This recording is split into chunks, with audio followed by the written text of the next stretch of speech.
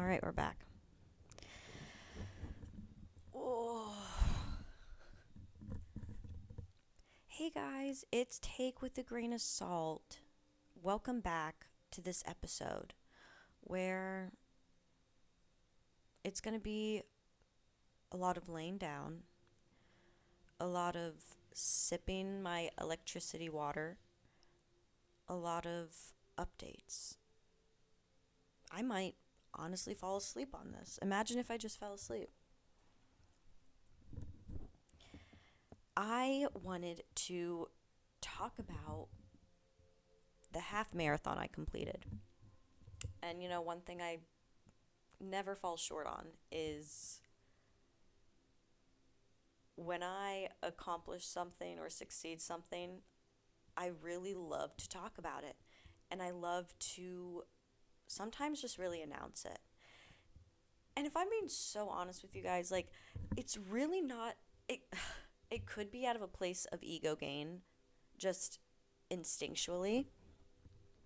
But I think the reason why I like to talk about things that I've succeeded is because it really opens the conversation of the journey it took to get there and being able to like bring hope to other people as well. And I think that's why I like to showcase it, if you will, or I like to talk about it a lot because I don't feel it comes from a place of like, hey, yeah, look at me and think of me as better than you. It's more of, look at me. I kind of accomplished something amazing. You can too, because for the longest time, I thought that I was nothing. And the fact that there was a journey in which to get to a place that I'm so proud of myself, I can show that to other people, and that possibly gives them hope to do it themselves. So, part of me is like, I feel like I'm talking a lot about this marathon. I feel like I'm really just trying to show off, and I feel kind of guilty about it. I posted a YouTube vlog, if it's out or not yet, I don't know, of the week leading up to the marathon, and I did like a week vlog of myself, and it was so, one, fun to edit, two, really intriguing to see the difference from where I was from the start of the video to the end. Um, and what was my point? Oh yeah, I like did a YouTube video. I'm recording a podcast episode now, gonna be talking about the run and like my journey. I was posting things on social media, and weirdly enough, guilt is like, and shame is like a leading factor, a leading emotion in posting this stuff because I don't know. Isn't that so interesting? I kind of just like put that together. Like that is a leading emotion when it comes to speaking or showing something that I accomplished when the root of it is from what I explained in the beginning, like to give hope.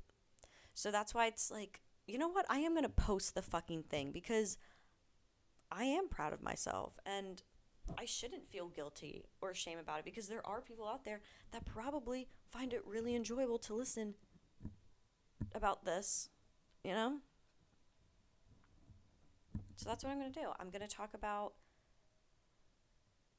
the journey it took to like train for a half marathon, with how I decided to like choose to do this, and then also it's probably going to bleed into other random updates about my life because this training was so ingrained in also my day-to-day thinking, and I mean obviously, but it brought so many self epiphanies as well. Like, it's very important to note that I'm someone that when I know I want to achieve a goal, when I see something in the future that I can do well and I can look back on and prove myself, like the insecure self of me, like that I can't do it, when I can prove myself wrong in a sense, or prove my ego wrong.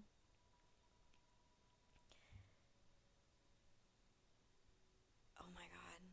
Dude, sometimes I'm like, I literally lose my train of thought because I like try and say everything that's in my brain. Um, so, oh my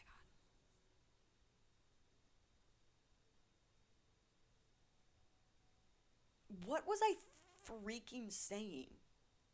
When I choose a goal, oh my God, this is gonna piss me the fuck off. Okay, anyways, I'm someone that when I choose a goal, like I said, I really, I know. I really embrace it to its very last bit. Like I really absorb it. I suck all the fucking shit out of it. Like I'm really in it when I'm in it. And that's how, honestly, one of the reasons why I am able to get to places in my life and manifest things in my life, even if it's super small things, um, because I really just, I put my heart and soul into it. I put my mind, body, and spirit into it. It's, it's like a leading force. And that's just how I am when it comes to goal setting, which I think there's definitely some pros and cons to it. I definitely try and think about more of the pros because it helps me achieve more. But also, it's like remembering that I don't always need more and more and more.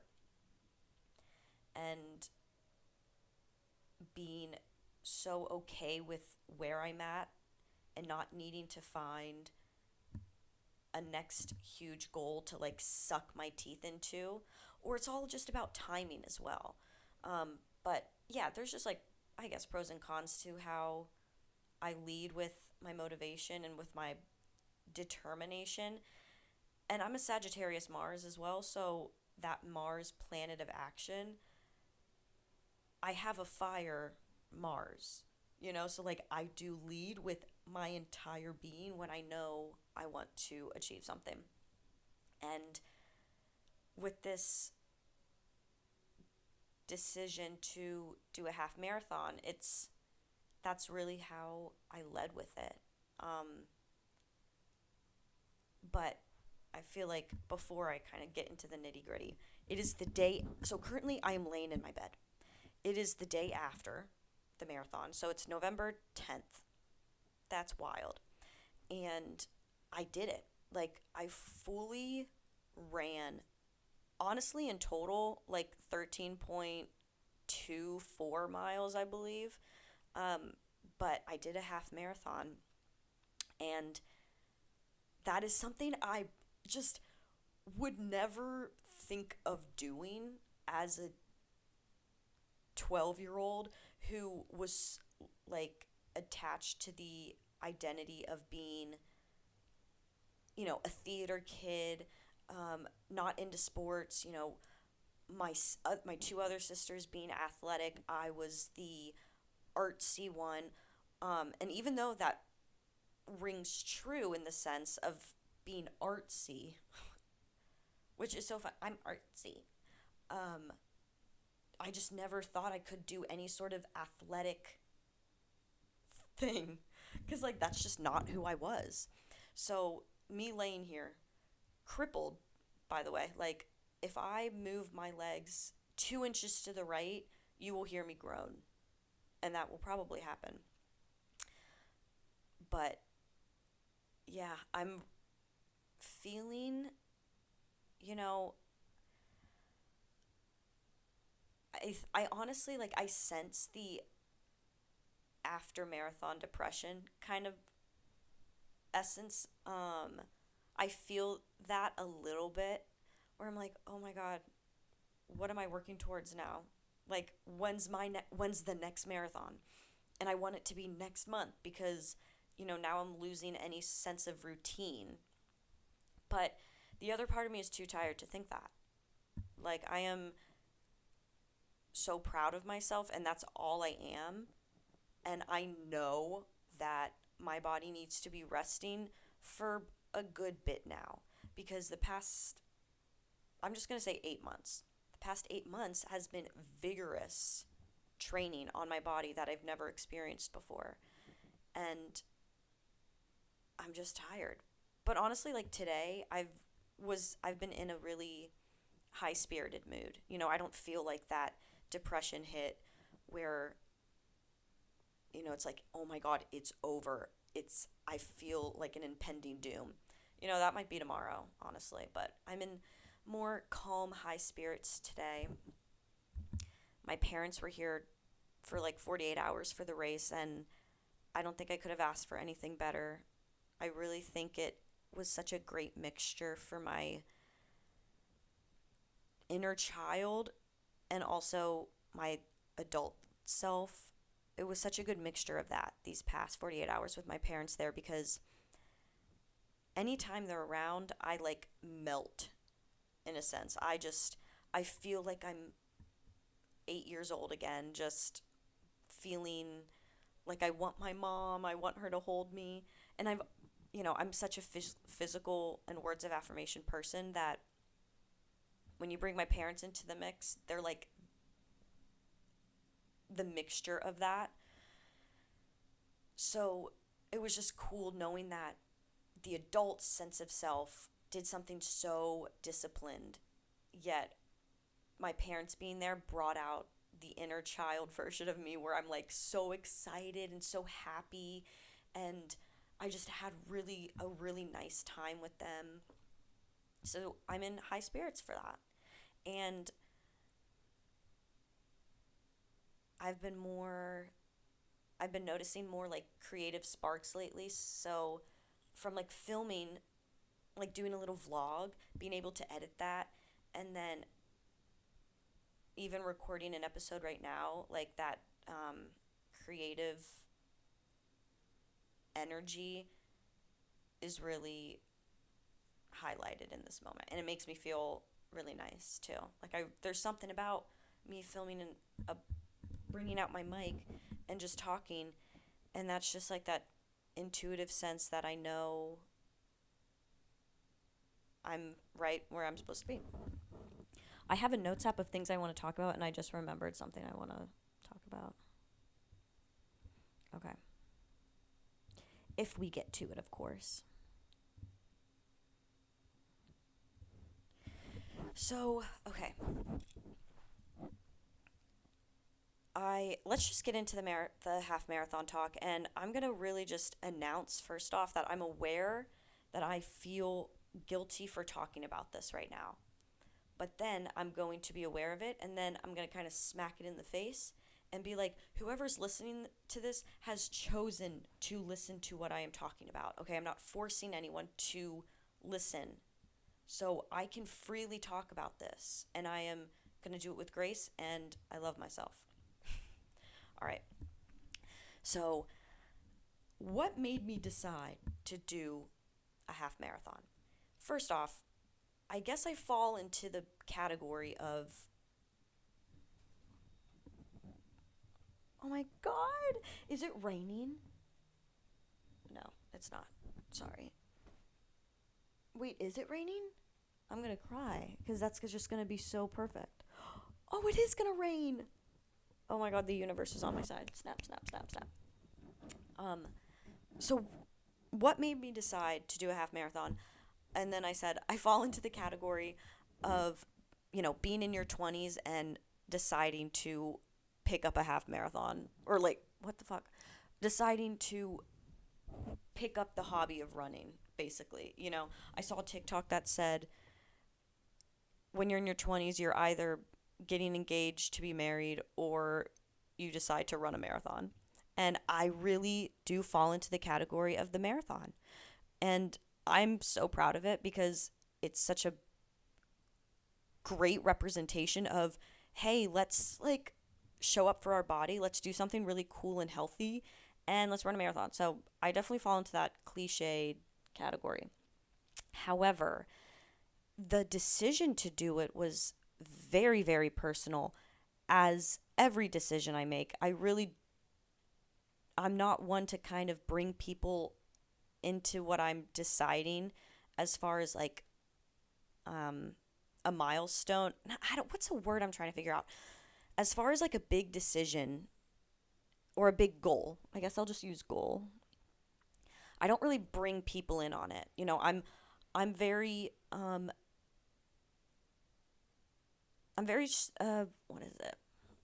I'm very confident when I make a decision, and while there may take some back and forth like tennis, mind tennis, it's like I just don't really bring people in to help me decide. If anything, if I'm talking about it to people, it's more so for them to just listen and perhaps be on my side more, instead of like, I don't think you should do that. Or I'm not really seeking a place of advice, because I just kind of know that when I have a goal, it's very personal. I know I'm going to do it, and that's that, right? So the decision to do a half marathon was a very personal one.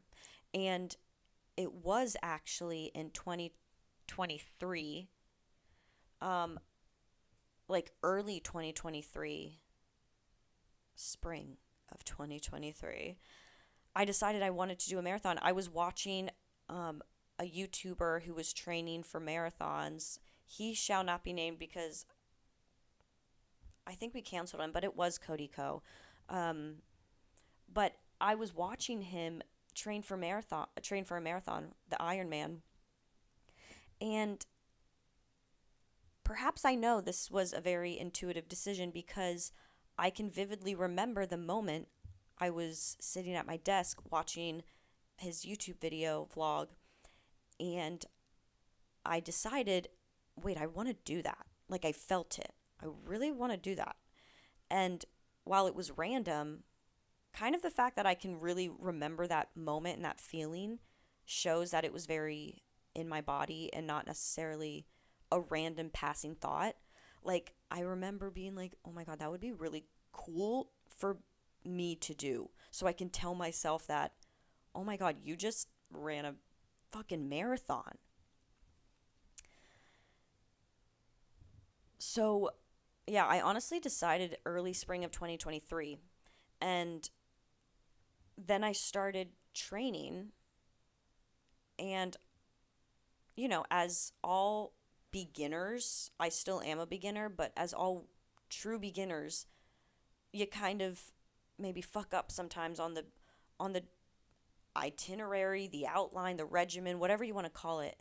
And this kind of falls in line with like not just running, but any kind of goal you set. It's trial and error, you know? It's extreme trial and error, and that is the point. So, yeah, last year I started training. I really had no idea what I was doing. I really had no experience with even stretching, bro. So, with that, I was doing it like way too quickly, and I injured my calf. And I remember I literally could not walk for like a month. It didn't end up in like crutches or anything, but like I tore a muscle completely. And I remember the run that I did do that because I was like running, and then there was a moment where it got, instead of sore muscle, it was pure pain. And I remember still running on it. And oh my God, I obviously regret that and look back on that. But um, yeah, so I injured myself. And then I think it was like maybe August, September, and the race would have been in November. I think it was August. And then I kind of just stopped after my legs were healed. I just stopped running. I didn't feel that drive to do it. I think to me at the time, it felt too quick to try and get back to where I was like the 4 weeks ago. So, and then I just decided, no, or this year's not my year. But I had no worry that I wasn't gonna not ever do it. So and then come spring of 2024 this year, it was like no question for me to sign up. But I knew that if I register officially, then I will do this. Something about myself, even too, like if I am spending my money, not that money really matters to me, but if I am putting a down payment on something, if I am submitting my name to this huge organization, then I am committed to do it if things just line up well. So it was no question for me that I decided to do it. But once I registered, I was like, oh my God, so I'm in it now. Like, I paid a lot of money. Let's do the damn thing. I need to take a sip. And with that, I just started training. It was really, I don't know, I like proving people wrong. And if I'm getting to the more nitty gritty of it, I really like proving my ego wrong. I really do. There's something very satisfying about it to kind of prove yourself wrong. And I think with this decision to do a half marathon and do something that I've never ever done before, running was like my like op. Running was my op, right? So deciding to do it was this now like challenge with myself. Like, oh, I'm going to so prove you wrong, and I'm going to so prove people wrong if they even though no one, like there was no one that I know of that was showing me like you can't do this. But it was just like, I don't know, that drive to prove whoever wrong was so satisfying for me to like complete. So yeah, that's kind of how I decided to do it. It just kind of came to me. Like it was very random. It wasn't something I've been like wanting to do for years. It's kind of like I decided to do it. Obviously, I took then a break, or took that year off from last year, but it didn't take me long to then do it again and like do it very swiftly. So then it got to training, and again, I didn't really have a lot of knowledge on it, but I think when I decided to not like stop last year and reflect on what I should have done more, it helped me a lot going forward with the second round of training and realizing what I need to do more and how I want to implement this training.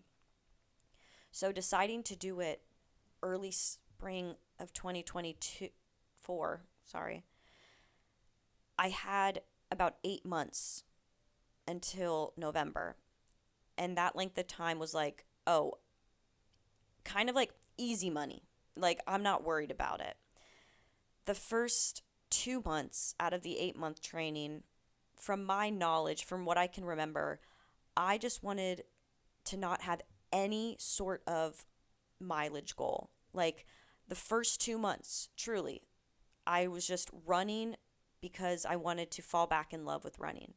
Because in 2023, when I was training very intensely, which led me to my injury, but while I was training, I started to fall in love with running. I was like, this is great. Like, I kind of hate it, but like this is this is really nice. It's moving my body. It's making me feel good. I'm not a gym person, so like I love being outside.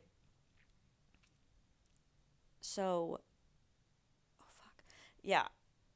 Oh, the first 2 months I was like, okay, just get back to enjoying running again, cuz I took a hefty break. And that's what the first 2 months were. I just ran when I wanted to run. Um, fuck. I know. Hold on. I gotta plug my charger in. Don't stop. Oh my god, I hurt. Okay.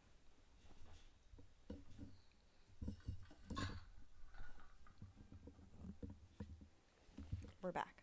I have to burp though. Okay, yeah. I ran when I wanted to run, which were like 20 minutes interval, no, just like even 20 minutes a day. Then sometimes I ran up to like 2 miles, but I would keep it honestly between like the 2 to 3 mile mark over the 2 months. And then once it started getting to like the 3 to 6, yeah, the 3 to 6 months, that's when I started to implement a training plan of, okay, by the end of this month, by the end of the third month, I want to at least get to 5 miles again. Um, by the end of the fourth month, get to 8 miles.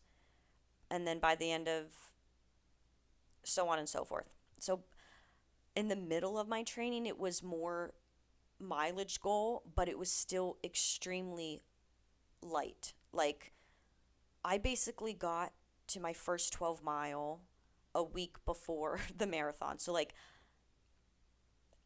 and I personally really liked that because there was something very easy about it. There was not a lot of pressure. Once it started getting closer, like maybe a month and a half before, I started, implementing a more intense training and like consistency to it. But a lot of my training was very swift and casual. And it made me fall back in love with running and like realize places in the city that are literally my favorite places now. And I ran a lot by the river. It was just such an exquisite experience and so peaceful, you know. But yeah, that's kind of how my training layout was. And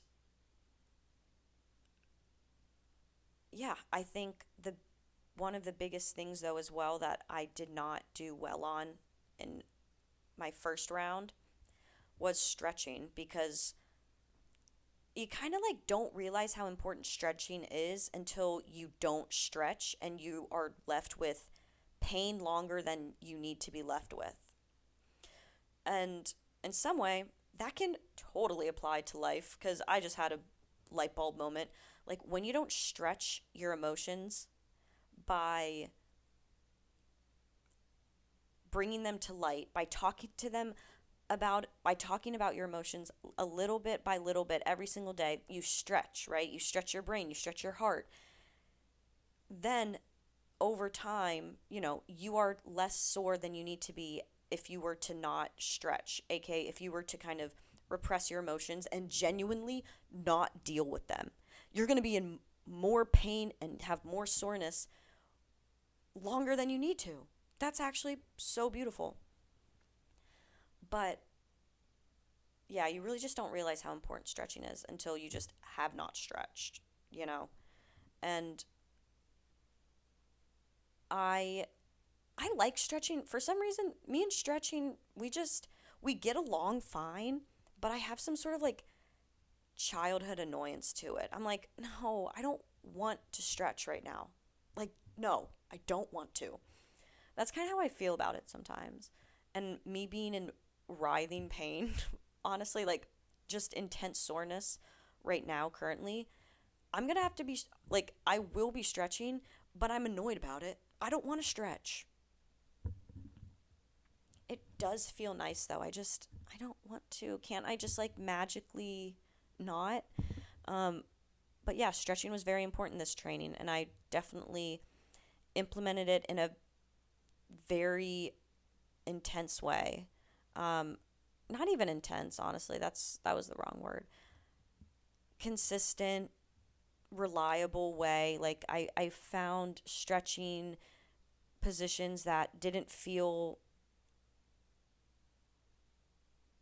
like I couldn't, like I didn't, I don't know.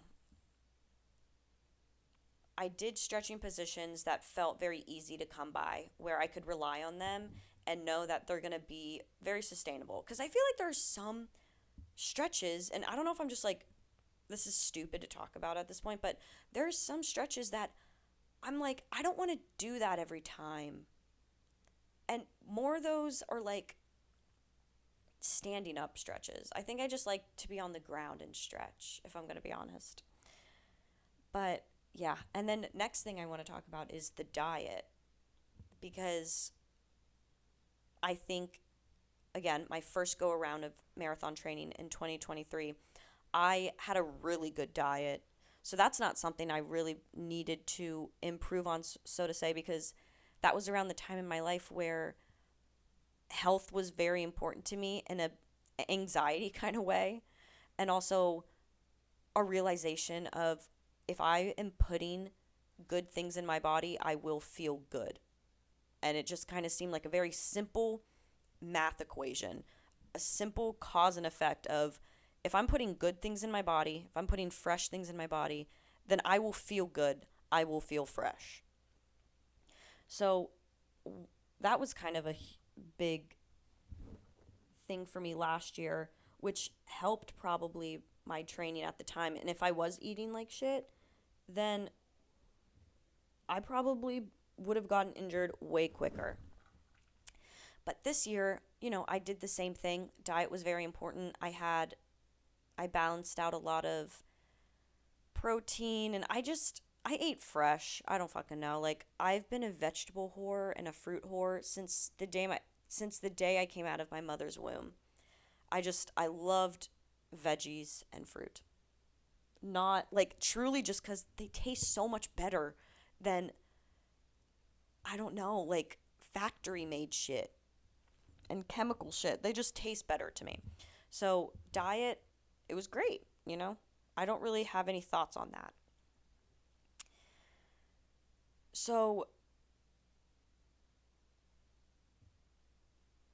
I think towards the end of the training and knowing that the marathon is coming, there was a lot of areas where, I felt defeated, I felt scared, and I felt like I don't know, there were moments where I felt like I wanted to give up.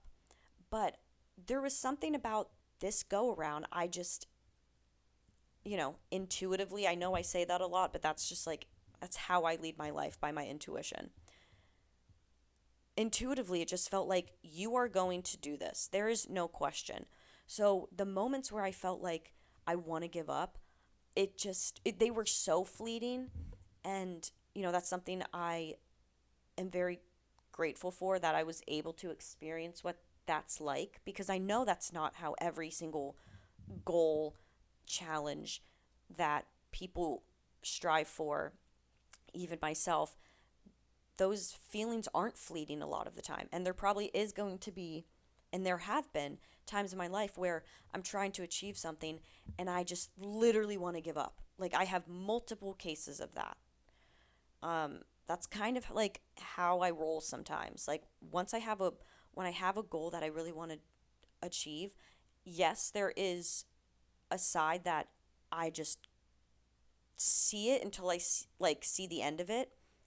Or if it's something else, like, I tend to, like, quote unquote give up or move on once it's closer to the end. And that goes with, like, books I've read, TV shows I've wanted to watch. I, like, never finish them. I don't know.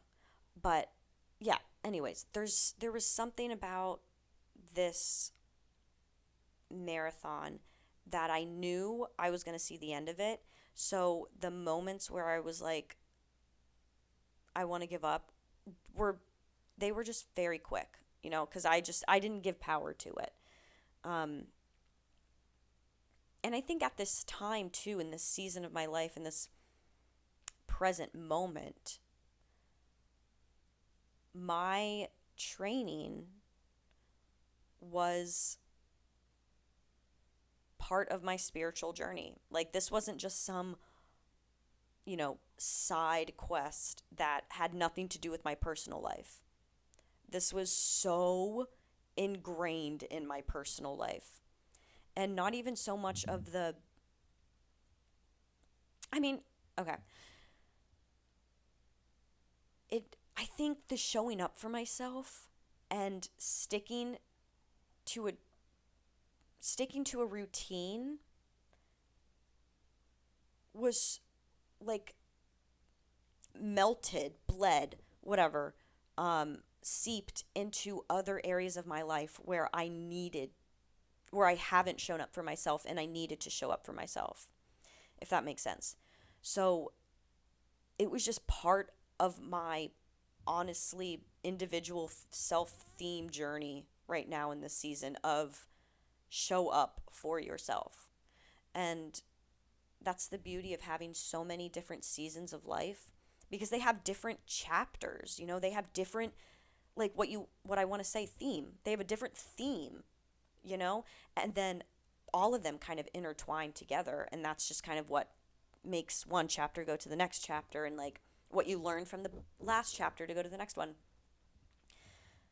But I think this season of my life, the theme of it was you literally just need to show up for yourself and yourself only. You know, your relationships have been so important, and I'm talking in third person. Am I stupid? Not third person. Um, I'm talking, yep. So the theme, oh fuck. I have shown up so much in my relationships, I think, over the past few years. Like, honestly, I feel like a theme of my life for the past 4 or 5 years have been over energetically giving to my relationships and not showing up for myself. And I would say probably I could tell that the theme of my next chapter started last year, like maybe 2022, maybe end of 2022. Um, no, I would say, yeah, end of 2022 to now. Like that, if I'm picturing it visually, that next chapter is show up for your goddamn self. Because that has been my theme the past year and a half, 2 years so far, that I have no question about. So doing this marathon and the training involved is just such a huge example of I've how this theme like still resonates. Like showing up for myself was the biggest thing I had to do. That's why I didn't like run with anybody. I didn't train with anyone. I was just to myself. And that can go into like other things I wanted to talk about, but that's just been such a big theme the past year and a half. But if I want to kind of shorten the timestamp, it's like the past year. That's not even shortening it. The past like 8 months, I guess, has been a huge, like, pushing you into a vulnerable position of being so alone, self-centered in a positive way, and you just need to show up for yourself. And honestly, like, the relationships that are surrounding you, the good ones, or like the ones that are purposeful in your life right now, will show up for you. All right? So trust in that. But the main priority is myself. That is how I have felt, and I can confidently say that because I know that is this chapter of that is going to be a very long chapter. Like, when you can just feel it, like I can, oh fuck. No.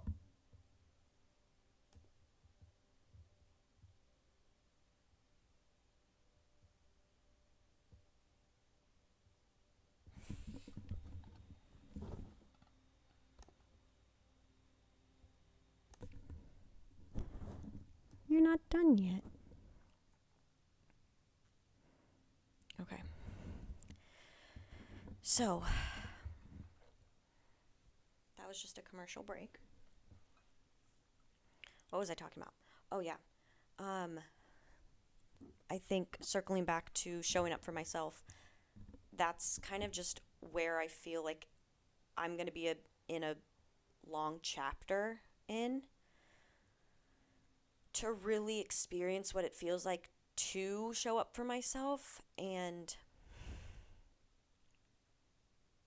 I don't know, I really feel so peacefully comfortable. And how I know it's not in a comfortable sense of, when people are like, don't get too comfortable.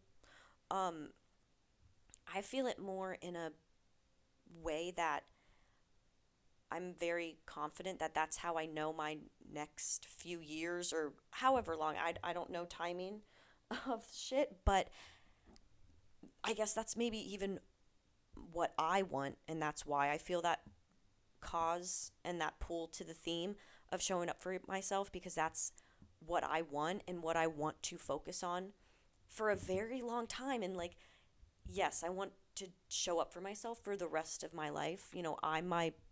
I'm the most important person in my life. And I want to I want to instill that for the rest of my time here on earth. But it's that, rookie beginner kind of stage where I'm feeling now of I've actually never done this before when I think about it, and I'm going to focus on it. And I want to do a lot of things by myself, and I want to achieve a lot of things by myself. I don't really feel a pull right now, at least presently. Who knows what will happen, but I don't really feel a pull right now to like engage in like group stuff. And when I say group stuff, being in a city, there's so many people and there's so much advantage to meeting people, to doing things with people in your communities, and I understand that, but I don't feel that pull to kind of bring a lot of people in my world, in my inner world. I've been someone that loves meeting new people. Even if I've been socially anxious a lot of the time, and I do have social anxiety, I love when I feel comfortable and when I feel like I want to make other people feel comfortable. I love meeting new people and I love bringing people into my world. And I love listening to other people's stories, but I just don't think that's like a huge storyline for now and like maybe even the next upcoming months, I'll say. And there's something very peacefully comfortable about that because I want to do things by myself, like I said. I think in nature, I'm such an introvert. Like, I do fill up my gas tank when I am alone. And I've really learned that the past year, I would say. Like, this year, I've had so much alone time. I haven't lived alone since 2021, so about 3 years ago. And that was only for a short period of time before I got a roommate. And then I immediately went to live with my sister for 2 years. And now I'm back living alone, which is kind of where I've always envisioned myself living alone and,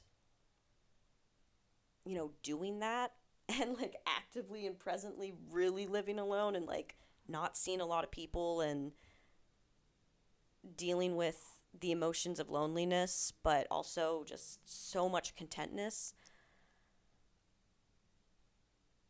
Like, that is my biggest way of showing up for myself right now. So, if we're circling back to the running, I that's just been my biggest thing, showing up for myself throughout this entire training, like sticking to a routine, cuz God, I love a routine. Sticking to a routine and really putting a good like expectation on it. There was leniency I had to you know my goal setting. Like, maybe I think 1 month I didn't get to that like 6 mile that I wanted to, but there was so much grace and like flexibility with how much I gave myself to like like trust the process, trust my training, and be okay that I will get there. And that's showing up for myself. That's a huge indicator, because like if I was hard on myself the entire time, like that is not showing up for myself. That's just doing it out of anger and annoyance and like disappointment of myself, like like low self-worth. And I really tried not to do that. I think towards the end though, I literally put the charger.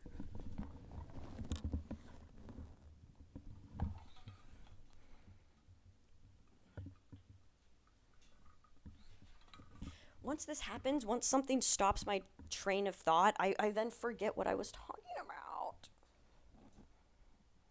Towards the end of the training, that's what I want to say. Towards the end of the training, I was getting a little bit rigorous with myself of like, yo, dude, you got to run. Like, you have to do this. Like, you can't just stay home because you don't want to. But that was kind of a given, you know? Um, and then that also gave me so much experimental practice to show up for myself in those times of annoyance and anger and being like, oh, okay, red flag right here. Like, this is the best time to not be disappointed with yourself. So let's try and practice the opposite. That kind of leads me into another thing. I really like the practice of doing the opposite of what I normally do. I just feel like I don't know, oh fuck. Oh my god, I'm gonna cry. Third time's a charm. That's crazy. Okay. That was another commercial break, which is wild. Oh my god. My glasses are so important to the vibe. Don't do this. Don't require me to get up again. Oh, I might cry. I can't move. Really? Maybe they'll show up, I guess. That's kind of odd, but alright.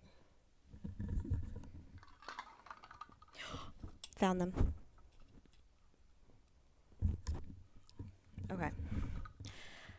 I don't remember the last thing I was talking about. I'm going to be honest. I just took a break, but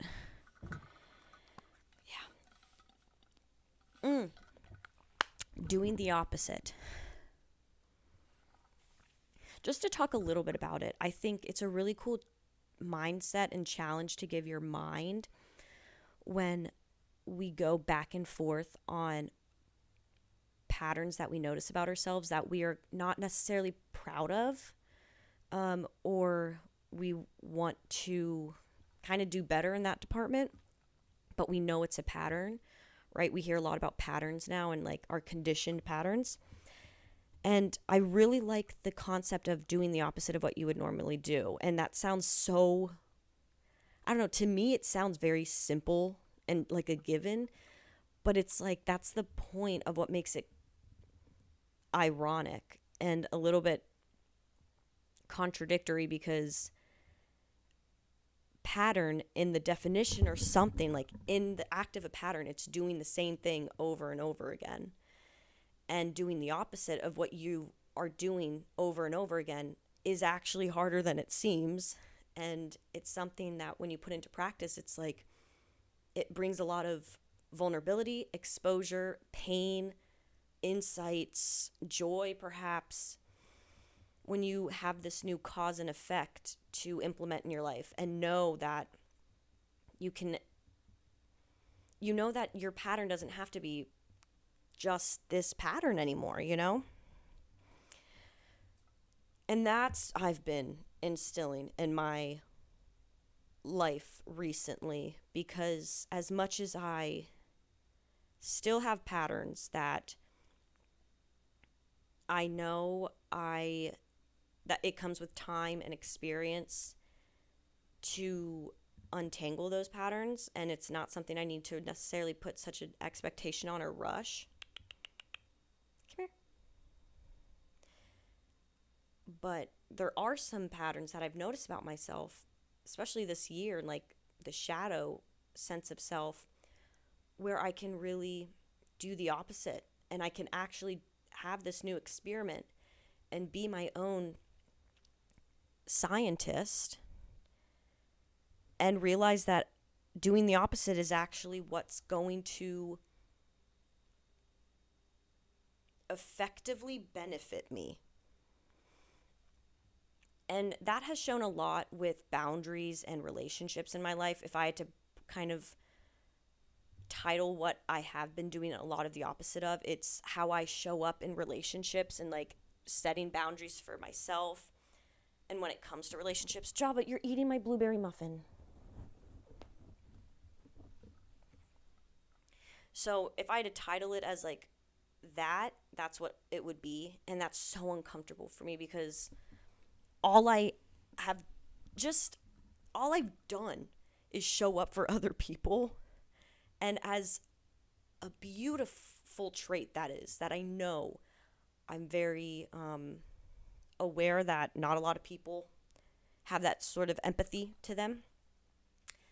It can be so taxing and exhausting when that is all you do.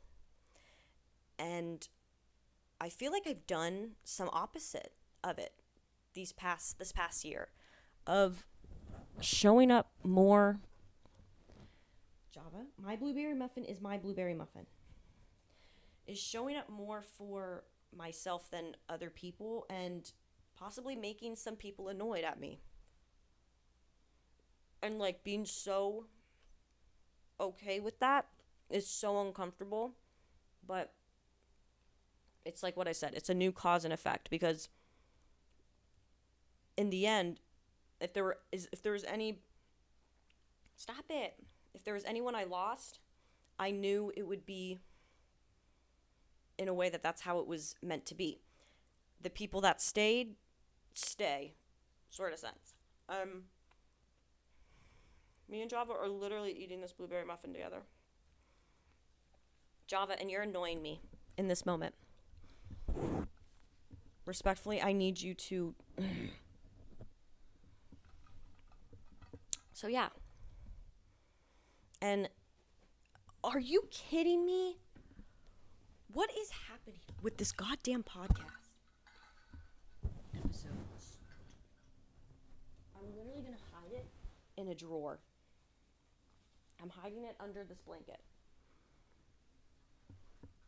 It's so cute, though, that he likes blueberry muffins. He is my son.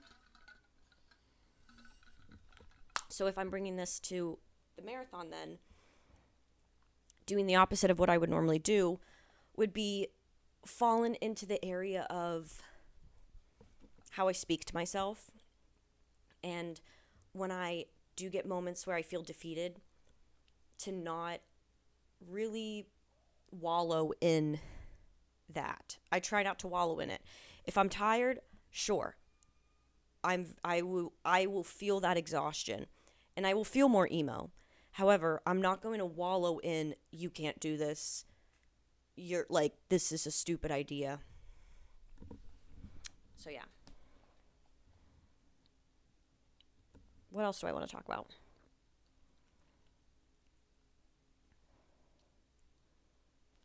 There's something that I kind of spoke on in the beginning where I've been noticing a lot of creative sparks and creative urges again showing up in my days, where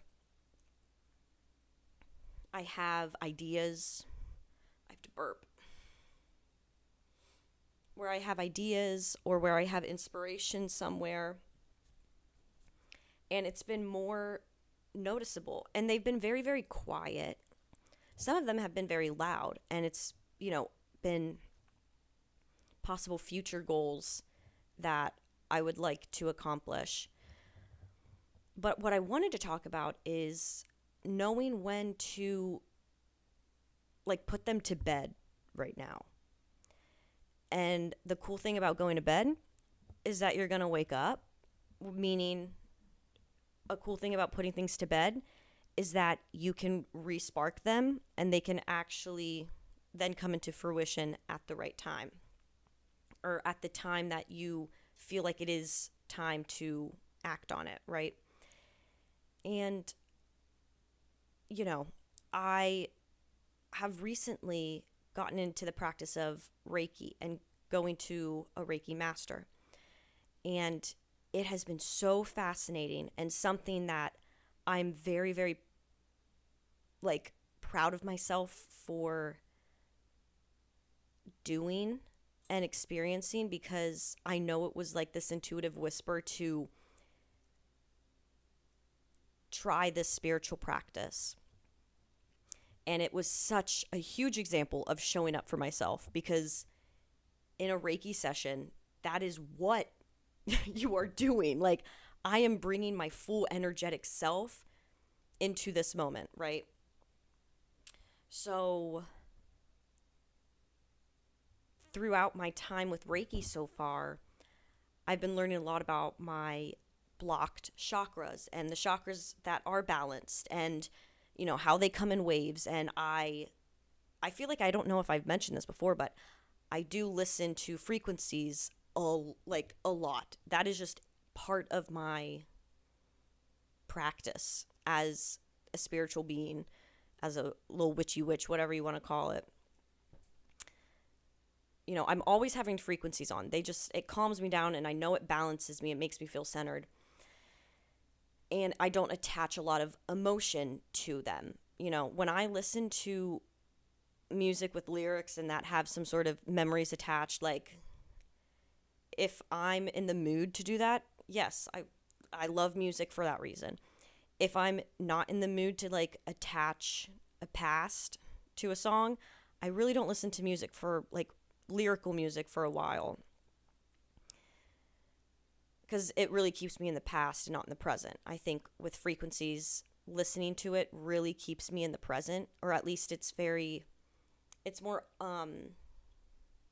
it helps me stay in the present.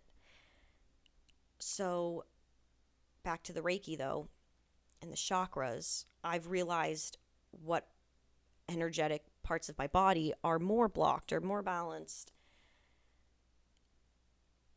And throughout, I don't want to give too many details on a personal session, but what the insights that I got from my most previous session, was a lot of my creative urges right now are alive, but look at it from curiosity instead of speed and the need to act on it right now. So basically, put it to bed, but know that it will wake up. There will be an alarm clock on this. And that was very affirming, and it honestly resonated so much, because also at that time and a few days prior, I remember I was getting creative ideas about what to do with this podcast, and what I want to do and how I want to show up and make an impact on the people that listen, or any future listeners or whatever. So I was getting these more creative ideas. They were small, but I was should I act on them now? Do I need to do this now before it goes away? And this was also a few weeks ago. So I haven't even done the marathon yet. And that was a huge, that was a huge focus in my life. So it was just really divine timing of when I was supposed to hear that put your creative urges to bed right now. They will wake up, and focus on where you are right now, which is in that moment, in that session, it was this marathon, your personal journey of a lot of other stuff that's happening that I've been emotionally going through and reflecting on. Focus on that. Be there for that. And there's something so wise about putting choices to bed, knowing that they're going to wake up and they will come into fruition soon, and they will be vibrant at a time where you want to act on it. And that just like really resonated with me. It really did. Because I'm at a place where I do feel like I want to enhance my podcast and enhance also my message and my message to this world. And if we're bringing astrology into it, I also know that that's that is boldly what I am urged to learn about my time here on Earth. My Saturn is in Gemini, but Saturn is the planet of like, it's kind of like the universe putting up four walls in your life, and you are like, as much as you want to freely like move through shit without consequences, like Saturn's like the planet of consequences. And you don't even have to view it in a negative light.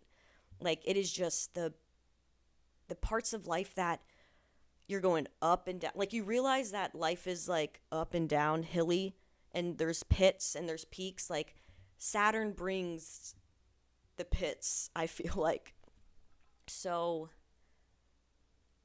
with my Saturn being in Gemini, Gemini as a planet is a mercurial planet. It's communication, it's knowledge, it's sharing, it's collaborative in a sense. I feel like it is kind of also very independent. It's very fluid in that aspect, but I think there's a lot of independence in the collaborative space with Gemini. And with Saturn being in Gemini, I know that my learning of life and my also crave is to do a lot of, I don't know, like use my knowledge and share it with the world. All right. And like, that's something that I guess will be a theme for my life as, struggles to that, because I do have a struggle with speaking up and speaking my personal truth.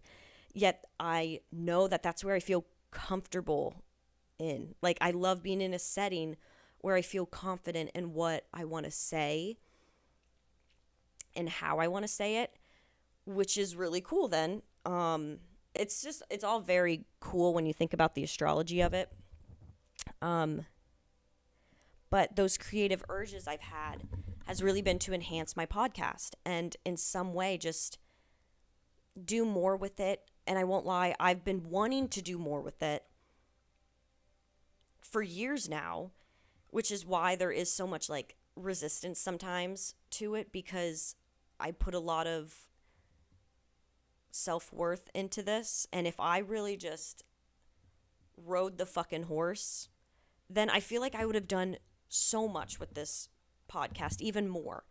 And that's why there is a reason that I have resistance to it, because it is a journey of like accepting that my voice in the world matters.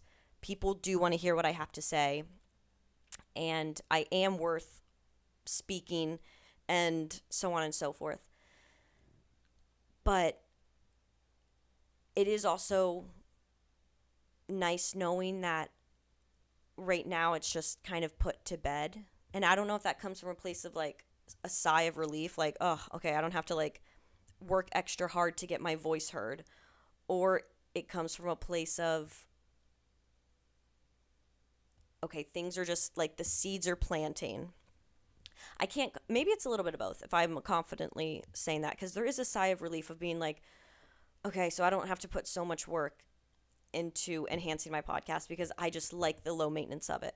The other part of me is like, okay, but I know it's not now though. Like, I know that this needs to be put to bed and seeds are being planted, and there's a lot of behind the scenes work. I'm still trying to get inspiration, and there will be timings of things where new things will be like grown, new plants, new flowers will start to be growing from this like podcast platform situation I have. But deciding when to put choices to bed is difficult. It can be challenging because it's like, we want it now. Like, why not have it now? You hear I try and implement in my life like the only time we have is now, because it's true. I only have this time in this current moment. So, like, why don't you just hop on the wagon and do it fucking now? But there's also so much trust in waiting and still being curious about this urge, this goal you have. Because it's not like when you're putting it to bed, you're just closing the door and locking it. You know what I mean? Like, you're actually trusting in the process of it happening once it does. Because in the sense, putting it to bed is only part of the process. So in some way, you are actually starting it, but kind of like the first step is let it sleep a little, let it marinate, let it have a few dreams, and then things like it'll start waking up. The alarm clock will start going off, Putting things to bed. Yeah. And I think that's exactly what I'm really trying to implement in terms of goal setting now, creative urges. I want there to be a start of the process. I still want to have creative hits. I still want to act on my inner child creative self, but I kind of don't want to have like a goal, a time frame. And I think after this marathon, it's like let's value what rest actually means. And this is a great time, like winter, fall. If we follow the energy of the seasons because we are energetic beings, then we are following what the season is meant to be, which is hibernating. It's hibernation, it's slowness, and it's just quiet, right? So if we follow what the seasons do, then I really should not be like setting goals in a sense. I really should be going to bed. I really should be resting. And I think if you're someone who's listening like myself, the idea of resting comes as maybe a little bit of an anxiety pill because, or it's like it induces anxiety a little bit because it's like, you want to do one thing to the next. You don't want to just be bored, right? Like, I don't want to be bored when I'm resting. But I think it's kind of how you define your true rest. My ideal version of resting and true resting and how I want to rest these next few months of cold winter is honestly like, I don't know, not being outside as much. But also I'm like, no, I want to be fucking outside always. But also it's cold. But I don't know, there's a lot of like, I'm getting energy of stay in, pick up hobbies that are very, very slow. Painting, knitting. Those are the two that honestly come to mind. So maybe those are the two I really need to like, maybe I should really dance with. Writing. That's a good one as well. That's my ideal version of resting, is like doing the creative outlets that I know keep me energized spiritually, but they are a very restful activity.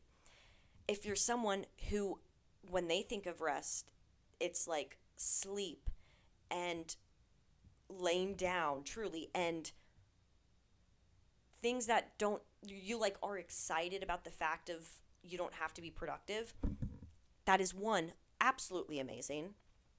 So then how you can implement that is, going to bed early. And this could be like that could be an obvious statement, but it's going to bed early, or, putting naps in your day, only watching shows or movies or content that is actually going to slow your nervous system down. that kind of stuff. If that's like something that really makes you feel restful by like having just a slow pace of everything, really maybe only try and listen to music that's gonna calm your nervous system, and it's not like club music, house music, which I fuck with, but does that make sense? Your ideal version of rest. And I think, like I said, for me, it's really still tapping into my creative outlets, because when I don't do that, I feel drained personally.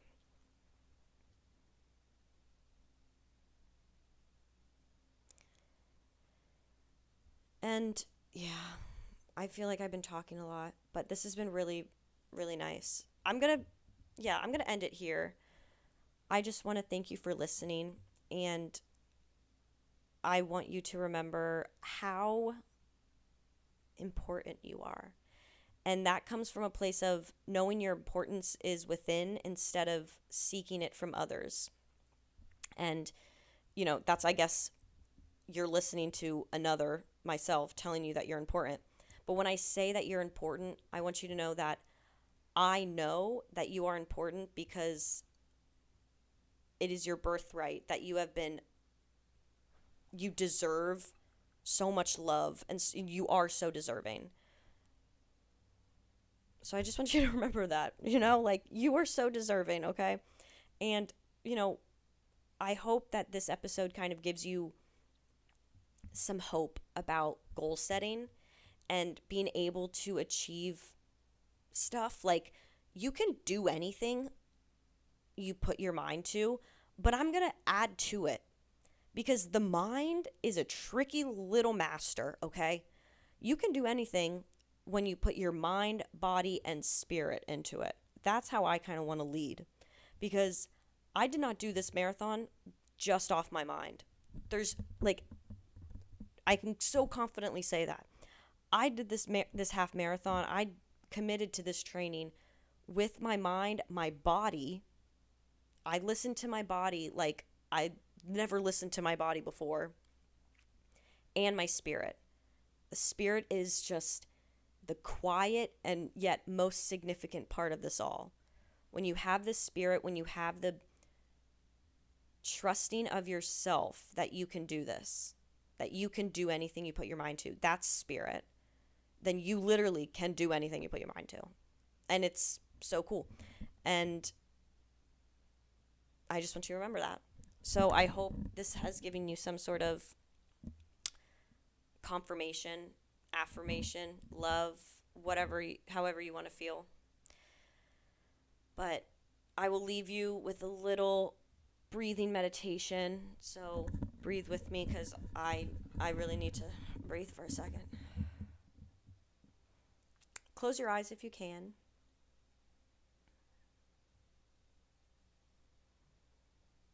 Just get comfortable for a second and start noticing your breath going up and down. If you're laying down, start noticing your chest rising and falling. And if you're not laying down, maybe notice the coldness of the air entering your nose. Maybe the sound of what the air sounds like entering your nose. And then the release of when your chest falls.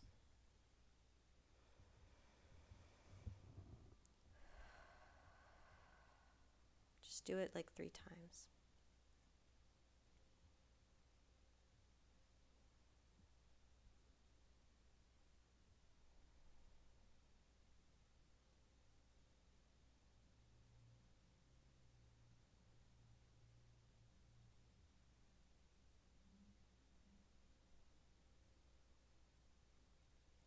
Aham asmi, aham asmi, aham asmi. I am who I am, and that is enough. Thank you guys for listening. You're so adorable. Okay, I'll see you next time. Toodaloo.